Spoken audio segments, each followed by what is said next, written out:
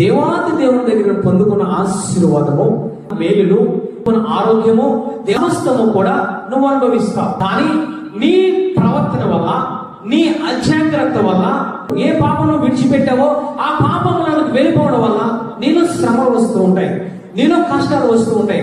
అప్పుడు నువ్వు ఏమి మాట్లాడతావు తెలుసా? మూర్ఖమైన మాటలు మాట్లాడుతూ ఉంటావు.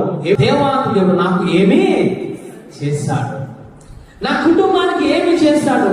దేవాది దేవుడు చేస్తూనే ఉన్నాడు, కానీ ఆయన కృపను నువ్వు పోగొట్టుకుంటూ ఉన్నావు, ఆయన ఆశీర్వాదం పోగొట్టుకుంటూ ఉన్నావు. ఏ విధముగా తెలుసా?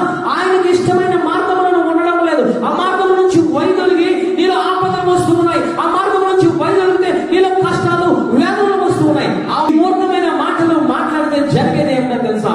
నువ్వు భక్తిని కోల్పోతావు. మూర్ఖమైన మాటలు మాట్లాడిన నాబాలు ఏమి జరిగిందో తెలుసా? గుండె పగిలే చనిపోయాడు.